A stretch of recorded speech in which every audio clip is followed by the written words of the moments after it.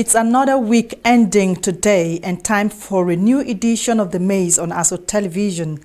I am Rosemary UKOKO-TEGA. The Maze is a summary of weekly proceedings at both chambers of the National Assembly. I'm most pleased to have you today. Today's program in brief. Announcement of additional House standing committees by Speaker Abbas, bringing to 137 the total. Debate on state of power supply amid intermittent tariff increase by discourse on the floor of the Senate. On the other side of the maze today, we have for you an excerpt from the screening and confirmation proceeding of Barrister Nyesom Wike before emerging as Minister of the FCT. We go into details of all this and more in a bit. Follow up on DSTV channel 392, StarTimes TV channel 127, Free TV channel 507, the UHF band channel 38. Also, check all previous editions of The Maze on the YouTube channel ASO Radio and Television.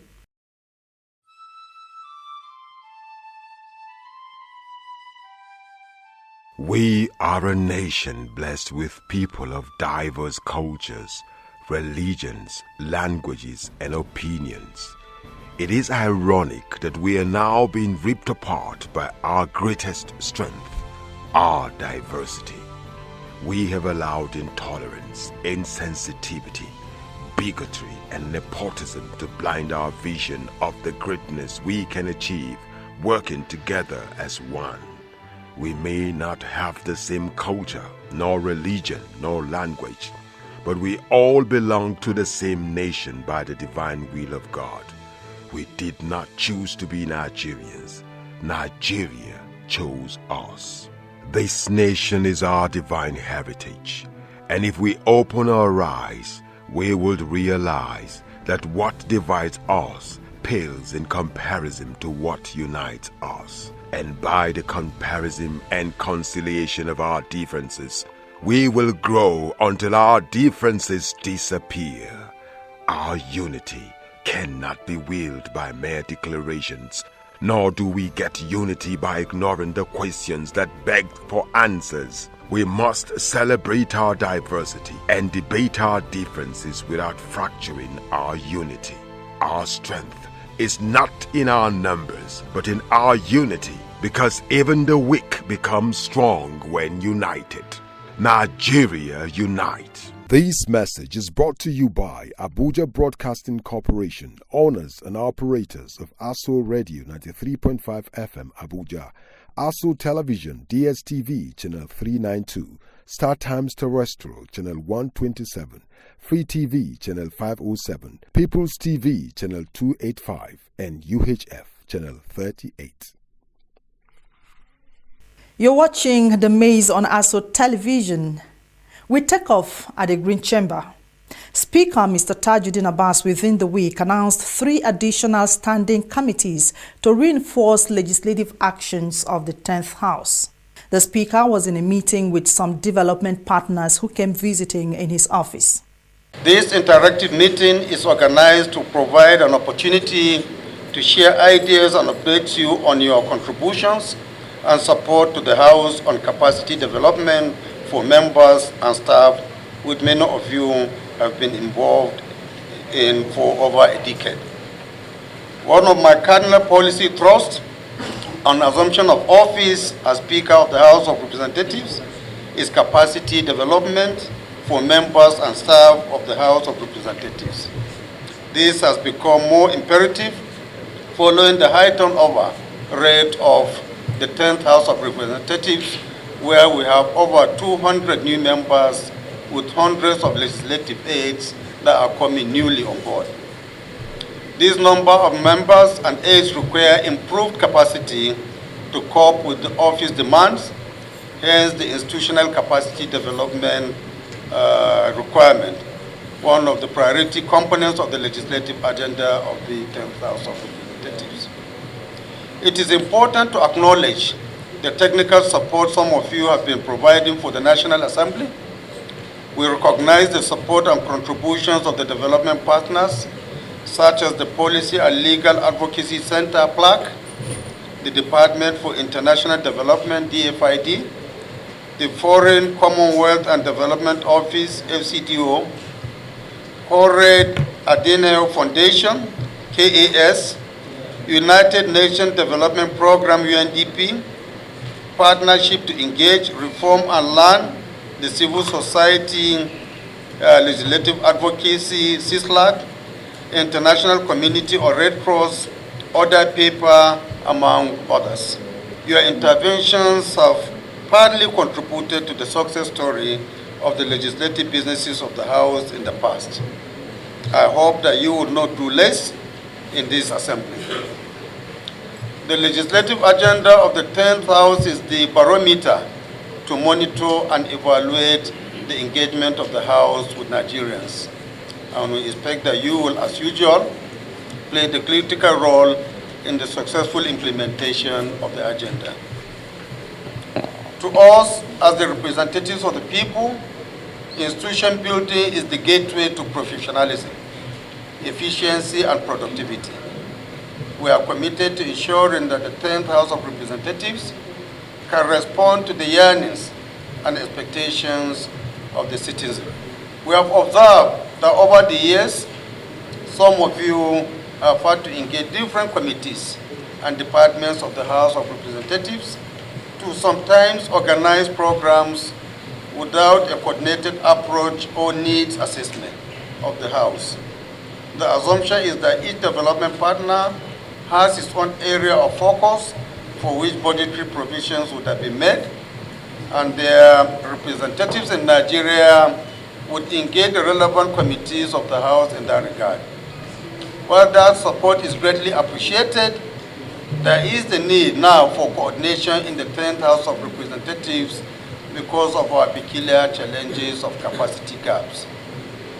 It is on this note that I have considered the proposal for the creation of a program coordinating unit, PMU, in my office to be supervised by the Special Advisor on Policy and Strategy. The purpose of this unit is to ensure that all partnership programs of the House are properly documented and utilized to bring about the desired change. The unit is to provide guidance in line with the legislative agenda of the House for your technical support and partnerships. This is to ensure that all committees and departments of the House receive necessary and equal attention. Looking at the legislative agenda, you would have observed the issues of women in parliament and inclusion in governance, youth empowerment, constitutional review, electoral review, and institution building. This is meant to reinforce the legislative actions that started in the 9th House. However, we have recently added some standing committees to strengthen engagement with the people. We now have committees in addition on state and local government, traditional institutions, and petroleum resources training funds, in addition to the ones earlier announced before we adjourned July 27. We have also further increased the number of parliamentary friendship groups to deepen relations with other parliaments to share knowledge and experiences in parliamentary practice and promote good governance. To underscore our disposition to serve Nigerians, we created a committee on monitoring and evaluation of the implementation of the legislative agenda as part of our internal mechanism to enforce compliance, and also a committee on monitoring and evaluation of the standing committees of the House to ensure that there is efficiency and accountability in the business of the House. We are confident that working with you as partners in the development and sustenance of our democracy, the 10th House of Representatives will be a success story. Again, thank you for responding to our invitation, even on such short notice. I assure you that the 10th House is prepared to make a great difference in lawmaking, representation, and oversight, and that way justify the confidence of Nigerians as they report on us. Thank you very much. May God bless you. May God bless the Federal Republic of Nigeria. Now, creation of these additional committees bring to 137 the total number of standing committees of the 10th House of Representatives. As it stands, the 137 list of standing committees of the 10th House is 28 higher than the 109 operated by the 9th House of Representatives.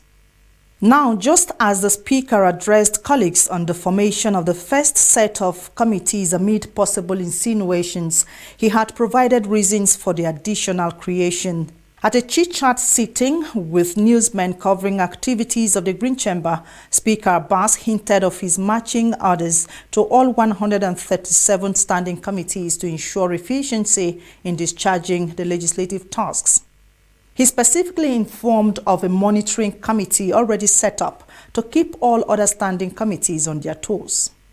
There are so many other things that the 10th Assembly has brought on board, revolutionary, that will not only help our efficiency in the House, but will also give a value addition to the country. One of them is the creation of a standing committee to monitor the activities of all standing committees of the House. You will agree with me, in the past, not all committees were active. You find some were active, some were not. Maybe because of one thing or the other. This time around, we want to ensure that every standing committee lives to its responsibility. Every standing committee must be seen working for the betterment of our Nigerian people. Every standing committee must stand to the ethics of our own assembly. We don't want to see things being done under the table.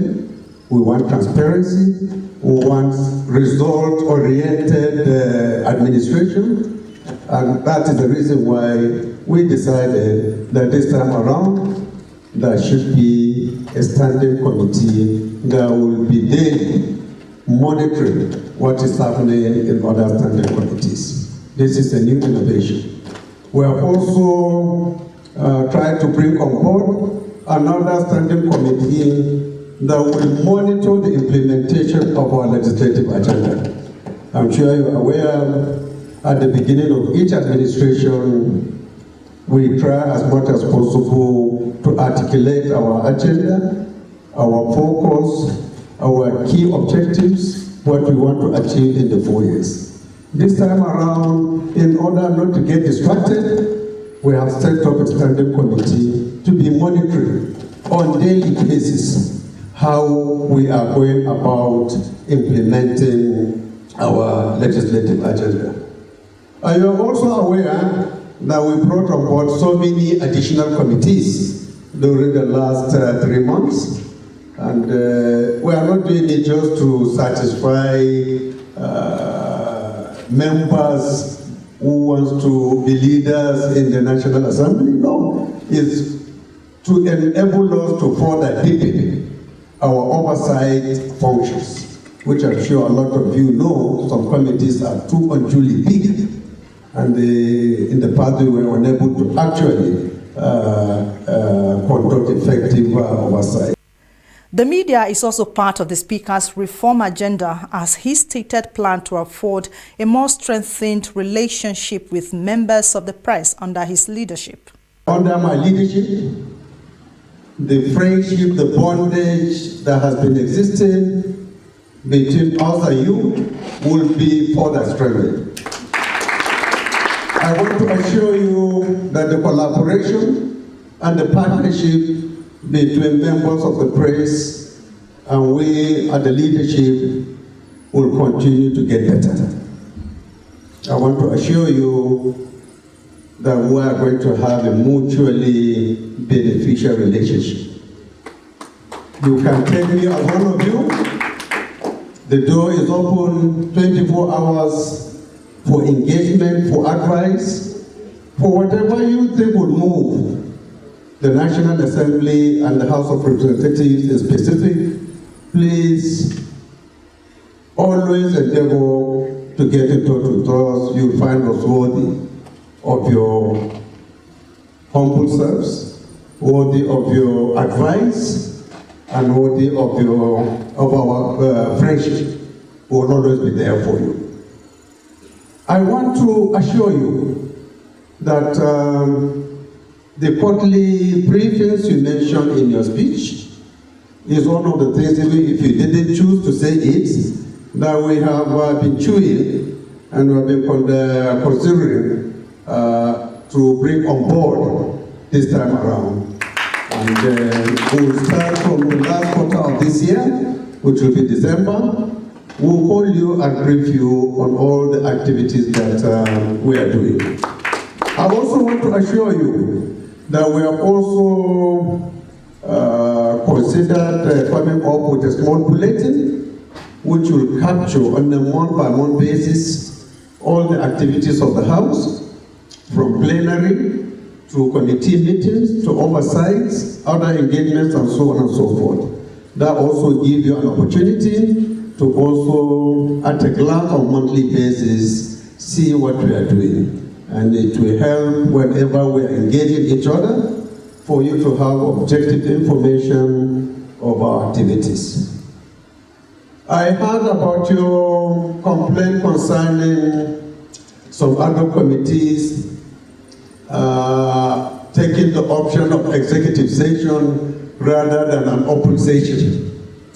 Well, I will not speak for some of them, but I know some of the activities that they are doing, all the investigations require a lot of confidentiality. And it is not out of place from time to time for committees to resort to executive session, so that issues that are highly confidential and sensitive should not be divulged before the completion of the investigation. So pardon us on that, but we'll try as much as possible to minimize the incidence of our executive sessions during our deliberations. I also want to use this opportunity to inform you that issue of training and retraining has been a core issue to the House of Representatives, and we have had instances where we engaged a lot of organizations to come to our aid in terms of training, not only on our members or our committee clerks, but also the members of the press. And just yesterday we had engagement with a lot of organizations, and this issue was also further discussed. I want to inform you that come next week, is it next week? Next month, the first set of training for the press will come on board. We have already concretized arrangements, and the organization that is going to champion it has already agreed on dates and time. Musa will brief you further on that issue. And we'll try as much as possible to see that at least every quarter, one kind of training or the other is organized for you people. Inshallah, we will deliver on that. It takes two to tango, the saying. So journalists under the name House of Representatives Press Corps, led by the chairman, Ms. Grace Ike, also communicated readiness to do their professional bidding. Honorable Speaker, the House of Representatives Press Corps is a democracy-friendly corps that is committed to promoting good governance through objective and balanced reportage, as you may have witnessed since your assumption as a Speaker of the 10th House of Representatives. And as professional journalists, we are also conscious of national interest and have been doing our job with utmost patriotism.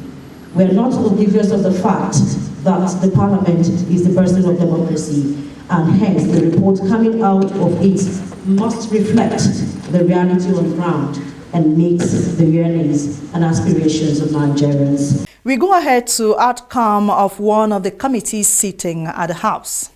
Lawmakers were shocked at a public justification by the Nigerian Maritime Administration and Safety Agency, NEMASA, of the auctioning of 82 vehicles at a sum of 5.8 million naira in 12 years. Executive Director of NIMASA, Mr. Chudi Afodile, while appearing before House Ad Hoc Committee investigating disposal of public property by agencies between 2010 and 2022 to unravel the extent of illegal auctioning of public property, non-remittance of revenue realized into Consolidated Revenue Fund, insisted the agency followed due process. The document we submitted, again, I apologize for not submitting it with a cover letter, but for the purpose of these proceedings, I adopt the document presented as the document of Nigeria Maritime Administration and Safety Agency, documenting all the items that were disposed over the years. And the items, Mr. Chairman, they are actually only vehicles, used vehicles, and they were disposed through licensed auctioneers with the appropriate authorizations from the Federal Ministry of Works and Housing, and all the receipts are attached. Mr. Chairman, the total value of money received from the auctions is about 5.8 million naira, because they are really old vehicles, and they were duly inspected, all the procedures followed before they were auctioned. So if there are any questions, I could take the questions, but that is basically what the documents represent. Thank you, Mr. Chairman. Chairman of the Ad Hoc Committee, who is also leader of the House, Professor Julius Ihovere, said claims by the NIMASA Executive Director are misleading, as most of the vehicles displayed in the document presented to the Ad Hoc Committee barely show the auctioned vehicles are old or in bad condition. The majority leader argued that the process adopted by NIMASA contravened the Extant Public Procurement Act on disposing public assets within the duration of 24 hours. Do you have a copy of our letter to NIMASA with you? No, sir. Okay. First thing we ask for details of federal government property in your possession 2010 to 2022. I suspect that will qualify for the asset register. It is necessary to enable us to match the list of vehicles auctioned against what you present as your asset register. Deduct the list of vehicles auctioned and know what is left for our own records. As you may know, we are increasingly computerized in the house. And our new state-of-the-art library, which will be commissioned at the end of this month, will also be a repository of all documents coming into the house, so we can do cross-checking when and where necessary. We also ask for a list of properties slated for auction between 2010 and 2022. You are giving us vehicles, and you said it is only vehicles that you auction. Though when I look at some of these vehicles, I know it's just picture. That's why we need to match which is which. But I don't know, do you have an in-house workshop for fixing this kind of vehicles? We don't have an in-house workshop. I ask because in an earlier life in my state, a new governor came in and brought in this lady mechanic. We had hundreds of this kind of vehicles, and he said, free hand, assess, see what can be fixed. If whatever cannot be fixed, utilize spare parts, that we get rid of those. And we rescued well over almost 100 vehicles. So we just bought a new engine. It was cheaper than buying a new vehicle. paint it, fix it up, and put them in ministries and agencies. Because looking at them, because some of them, they don't look as if they have any body work problem, must be engine problem. But I know some of them are old, 16 years, 13 years, 14 years. For the agency may be old, but for Nigeria, a 13-year-old in-laws is not old. We also ask for evaluation reports and the names of valuers involved. We don't have the evaluation reports here, unless I missed it. Do you have it in there? Yes, Mr. Chairman, yes, we have evaluation reports. Now, at this point, NIMASA's executive director denied knowledge of the provisions of the Public Procurement Act 2007 on the remittance of the funds generated from the sale of public assets and affirmed that the proceeds of sales was paid by the auctioneers into NIMASA's coffers. NIMASA, was established by the NIMASA Act, an act of this parliament, and we're a self-funding agency. And so being a self-funding agency, we actually, when we conduct these auctions, the auctioneer deducts the cost and then pays the balance to NIMASA.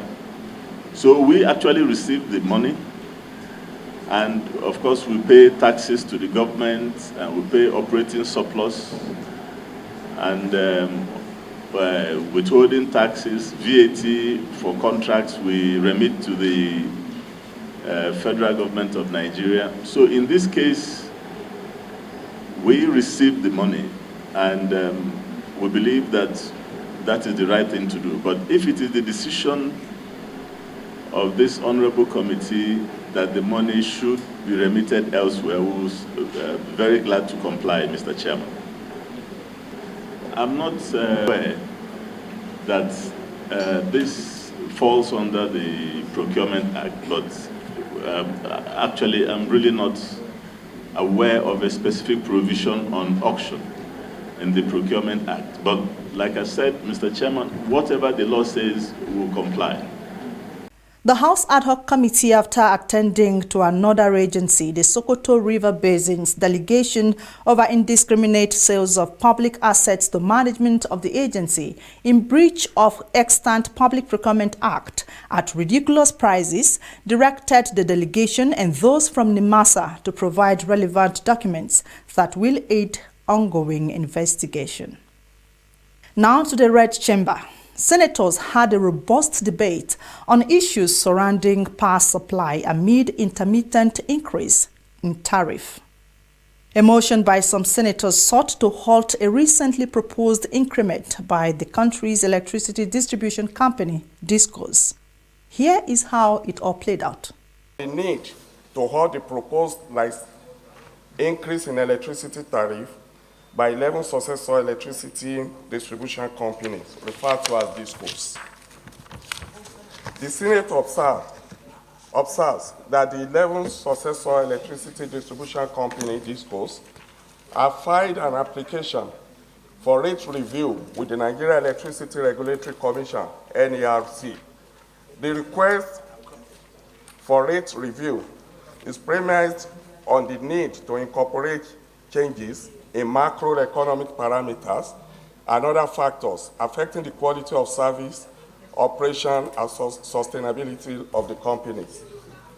The Senate also observes that the Commission, in line with its mandate, has requested the general public for comment on the rate review applications by the distribution companies, while advising interested stakeholders to review and take into consideration the excerpt of the rate review application filed with the Commission by the respective licensees.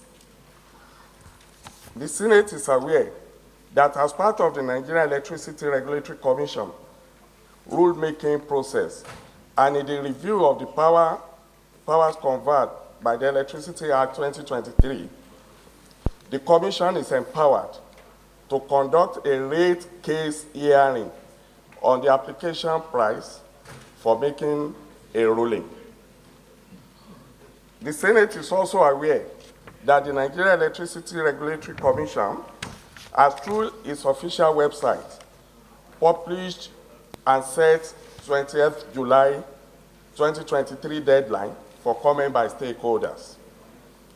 Worried that within the last 10 years, billions of naira were spent by senators across Nigeria in the procurement and installation of transformers through various solar intervention projects as a result of requests in senators' various constituencies. Also worried that when these transformers are supplied and installed, it becomes registered properties of the DISCOs, a privately owned enterprise, while sadly same DISCO have consistently refused to energize such transformers on the ground that the affected communities have to pay millions of naira across of bill for electricity never consumed, while keeping the affected consumers in perpetual darkness. The Senate concerned that the services of the 11 DISCOs is currently bedeviled with total failure occasioned by prolonged blackouts due to lack of provision of relevant infrastructure like transformers, electricity poles, poor distribution network, compounded with unjustifiable estimated billings, lack of supply of prepaid meters, rip-off, and so on. The Senate also concerned that despite repeated previous increase in the multi-year tariff, with assurances of improved service delivery by the DISCOs, no commensurate improvement has been made by any of the 11 DISCOs in their respective service deliveries to justify the previous increments. The Senate is further concerned that the proposed increase will significantly impact the affordability of electricity for the average Nigerians, further exacerbating the financial burden faced by our household and businesses. That less than 1 week time frame window provided by National Electricity Regulatory Commission for comments from all relevant stakeholders is too small for any meaningful engagement. The Senate is further concerned that high electricity tariff will impede industrial growth, job creation, and overall economic development. This will have adverse effects on the nation's drive towards sustainable development and poverty reduction.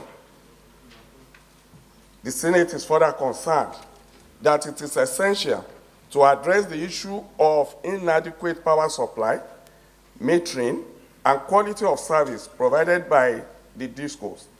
Customers should not bear the brunt of inefficiency in the power sector. I so move. Senator Gbayam. That was co-sponsored by myself, and if given the opportunity to present a short brief as well. On this note, I second the motion. Yes, go ahead. Thank you, Mr. President, once again.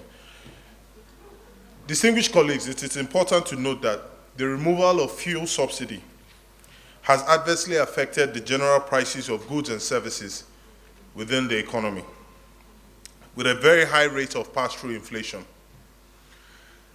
Electricity is one of the primary factors of production. An increase in electricity tariffs, as currently proposed, will increase the problem of the inflation and compound Nigeria's inflation crisis. While the pros and cons of subsidizing consumption can be debated every day, the benefits of subsidizing production is inherent. Vast multiplier effects in the local economy. I would like to back the motion, which was co-sponsored by myself and aptly read by Senator Yunus Akintunde, by calling on the federal government to intervene as a matter of urgency to halt this proposed increase in tariffs. Thank you very much. Senator Abbas. And at the same time, both executives from all levels spent billions on infrastructure for this discourse. Only for the discourse, for the past 10 years that the electricity companies were sold to them, nothing was increased in terms of electricity generation or power generation in the country, but to be increasing their tariff.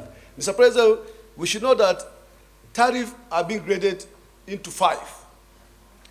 Grade A, B, C, and D, D and E. And the highest one is to be given in areas that are enjoying 20 hours of electricity per day. And this is not even guaranteed, and people are paying for those rates. And the lowest one is 4 hours per day. Mr. President, how on earth an area begin electricity for 4 hours in a day? As we talk now, NERC is currently reviewing this rate. And if the Senate did not call on federal government to halt this, Nigerians' suffering will increase, and everywhere will be problem for Nigerians, and we're here to serve Nigerians. Mr. President, I back and support the removal of this motion for the Senate to call on NERC and the federal government to halt the increase pending the improvement in the economy and the spending power of Nigerians. Thank you. Senator Jimmy Kuta. Let me thank the mover of this motion. It's on time. And Mr. President, I don't see any wisdom in this discourse hawking of their tariff, because somebody will buy transformer,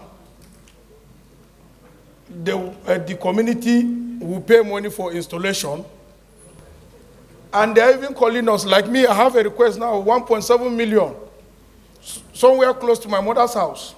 And again, you want us again to be paying the money, you'll be hiking tariff. So what is your work? Is to collect the money. Monkey the work, babu the chop. This is very, very unfair. Mr. President, with this issue of subsidy removal, I think the best thing that can be done for ordinary Nigerians is when we get electricity, maybe 20 hours like my colleague Abbas said, then with the minimum, with the affordable price rate, I think it will be better. Because if Nigerians can have electricity now, they will not feel the impact of the removal of fuel subsidy. I so submit, Mr. President. Senator Ibilaba Banigo. And I do believe that if we do not make this motion and allow the federal government halt any further increase in the electricity tariff, it will definitely hurt our small enterprises, small businesses that so many Nigerians are surviving on right now. And at this time, with the petrol subsidy removed, we don't think that Nigerians should be allowed to go into further suffrage. And so, Lord, I stand to submit and to support this motion that we should call on the federal government to halt the discourse from ever trying to increase any electricity tariff at this time. I so submit. Thank you, sir. Any opposition to the motion? Mr. President, I think that the only way your eye can catch me to make a contribution is to say that I'm opposed to the motion.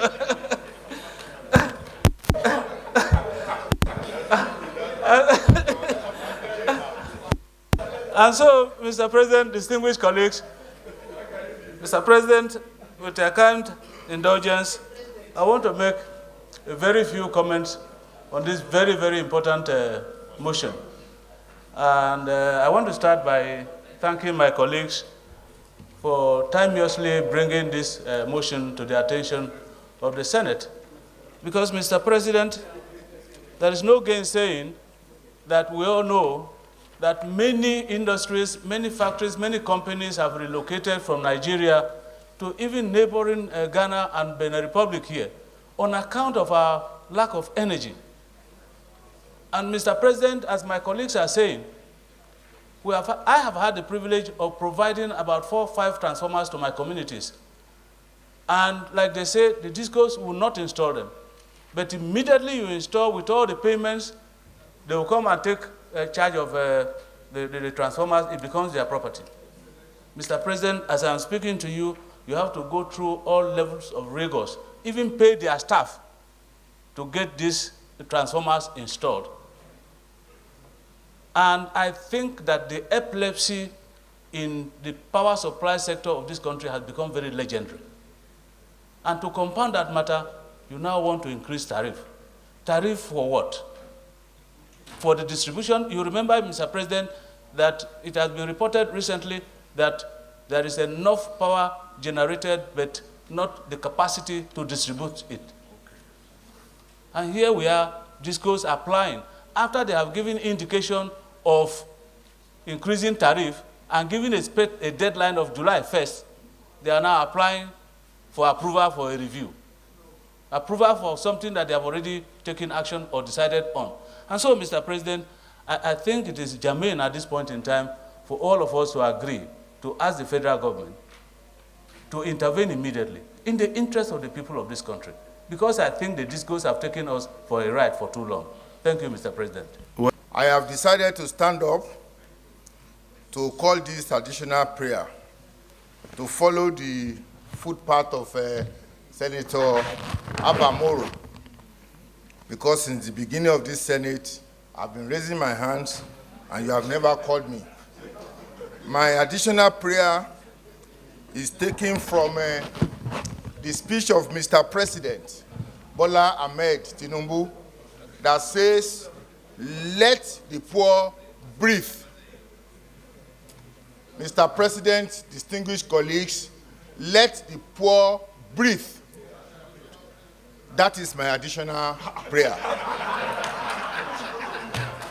The prayer is that where communities or individuals or state governments or anyone else outside DISCOs spend their resources to procure transformers, and transformers being one of the main cost items in distribution, that such cost of procurement and installation, once it is borne by whoever provides it, that the community shall not pay bills until they have fully recovered the cost of installing the transformer.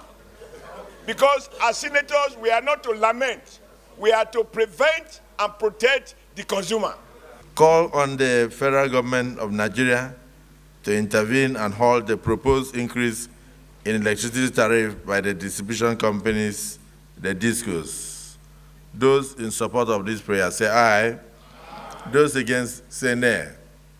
Those opposed to it say nay. The ayes have it. Only Abamoro. Prayer 2. Urge Nigeria Electricity Regulatory Commission (NEC) to decentralize proposed engagement with stakeholders scheduled for Abuja to the 6 geopolitical zones of the Federation for effective participation by all. Yet this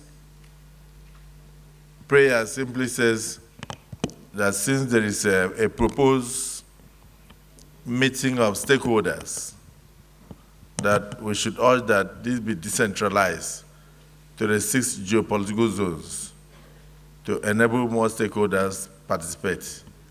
Those in support of this prayer say aye. Those against nay say nay. Those against say nay. The ayes have it. Number 3.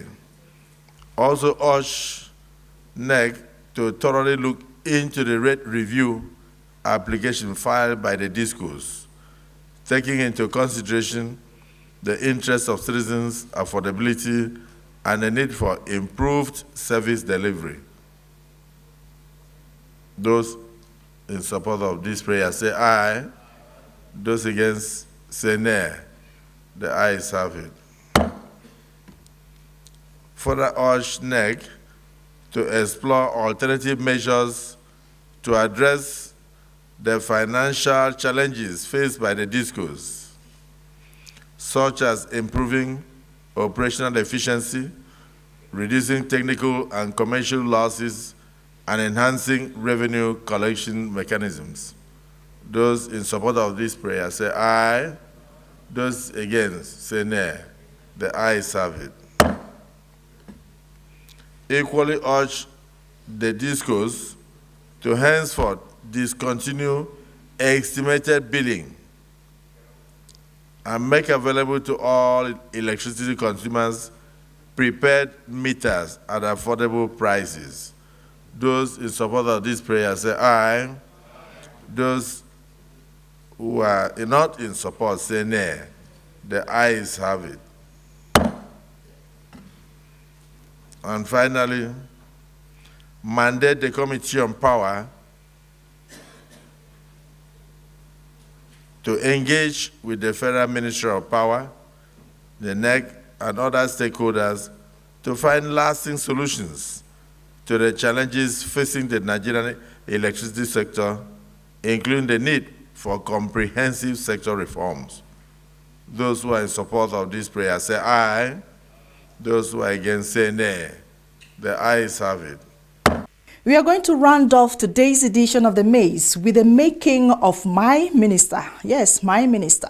The Minister of the Federal Capital Territory, Ezenwo Nyesom Wike. After his nomination by the President and Commander-in-Chief of the Armed Forces of Nigeria, Asiwaju Bola Ahmed Tinubu, Nyesom Wike's faith of making the Federal Executive Council came to be at the mercy of lawmakers at the Red Chamber. Of course, him being Minister of the FCT today is testament that he made it through the floor of the Senate. And it is a way of reminiscing that I play you the now FCT Ministers session with senators at screening and confirmation. Enjoy. The esteemed nominee, His Excellency, former Governor of Rivers State, Nyesom Wike, to the hallowed chambers of the Senate for a screening. We just want you to give us a brief resume of yourself and anything you think the Nigerian public does not know yet, which you want to reveal. So the floor is yours. Deputy Senate President and Principal Officers of this hallowed chambers, distinguished senators, Mr. Senate President, with the kind permission, can I especially recognize my senators, my three senators, Senator Barinadan Piggy, Senator Dr. Ipalibo Harry Banigo, Senator Olwell Onyesu. Thank you for that privilege.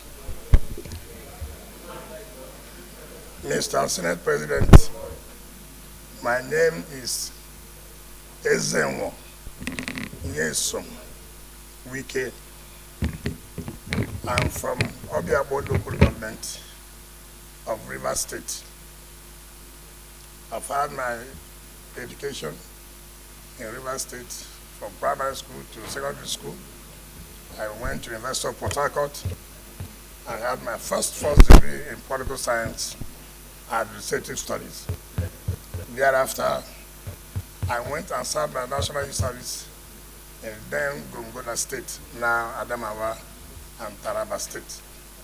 I came back, proceeded straight to Rivers State University, where I had my LLB law, and then proceeded to Nigerian Law School when it was in Lagos, and then was called to the bar.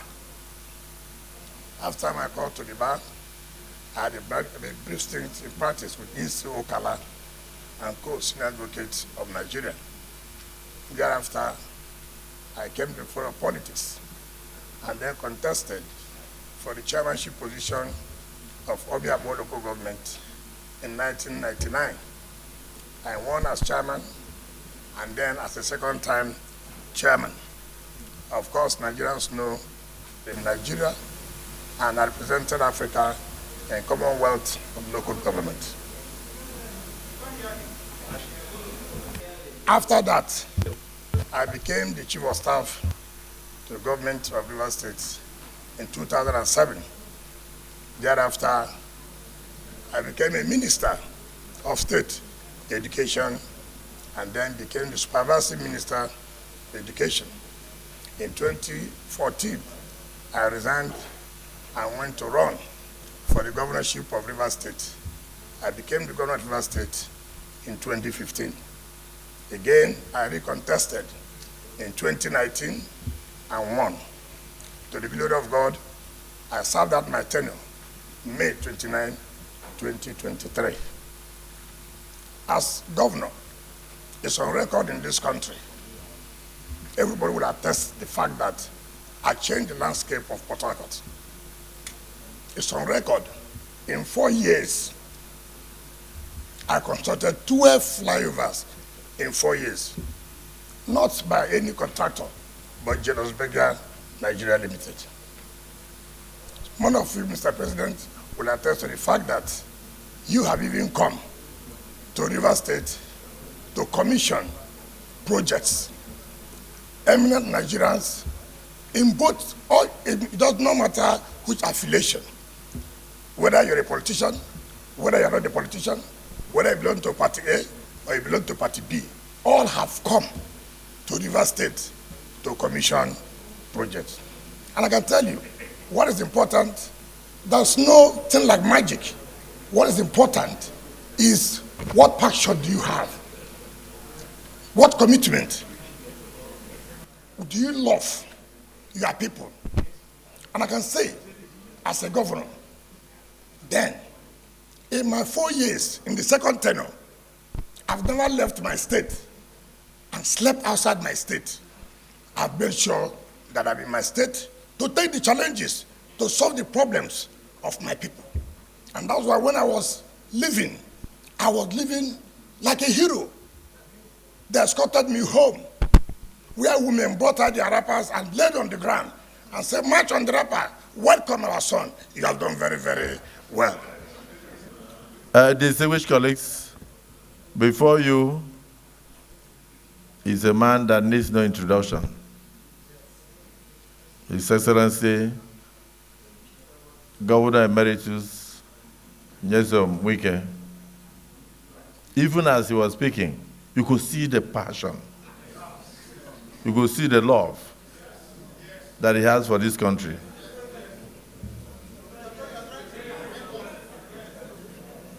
Your Excellency, I was one of those who commissioned projects during your tenure when you were governor.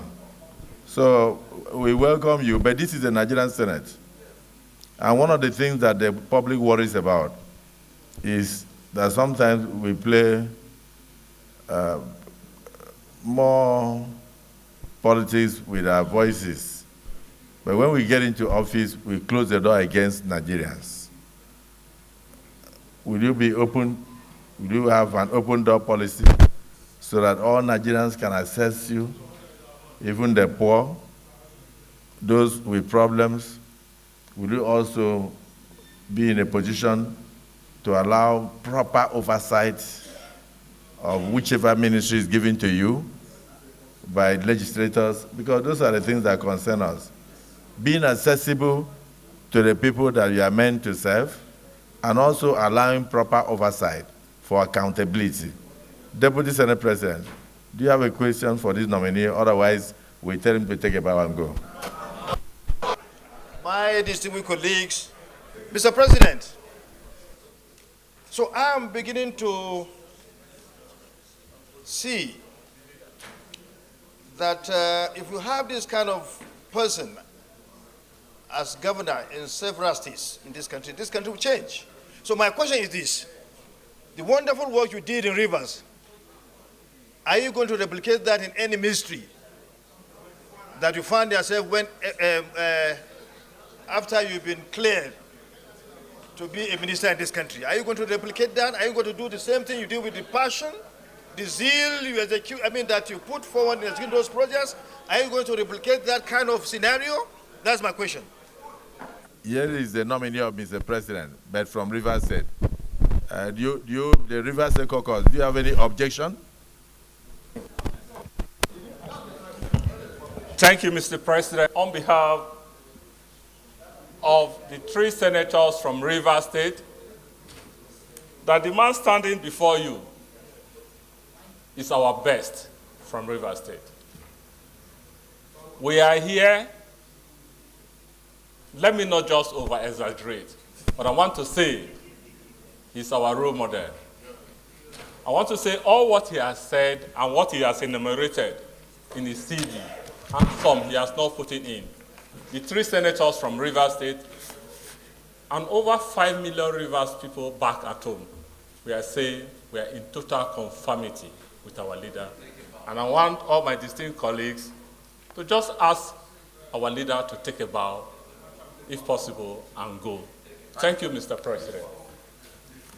You mentioned that over 5 million people in Rivers State are with this nominee, and you confirmed that his resume, the content are insufficient to enumerate the achievements of the nominee. I don't think there's anybody here who is opposed to this nominee. Your Excellency, can you take a bow?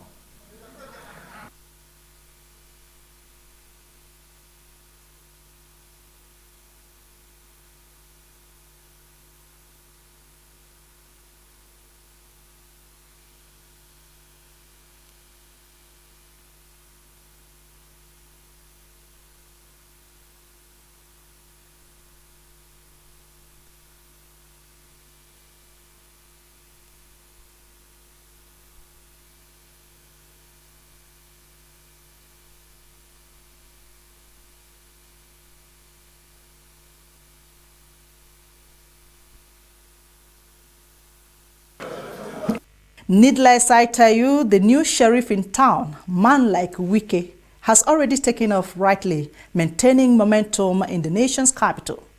The name Mr. Project sure fits him well. And I'll bid you farewell till 8 p.m. next week on Friday. Till then, I am Rosemary UKOKO-TEGA. Many thanks for being part of today's edition. Bye.